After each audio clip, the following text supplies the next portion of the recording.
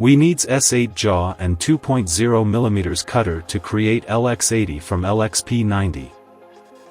Click Blade Modification. Presets. Select Create LX80 from LXP90. After enter the modules, we can see default value here which can be used for some flip keys, but you can modify the value based on your needs. Or select Create Groove. Click Cut to enter the cutting page. Please fix a new key blank shown in the figure. Make sure the key is fixed flatly and the jaw is clean of shavings.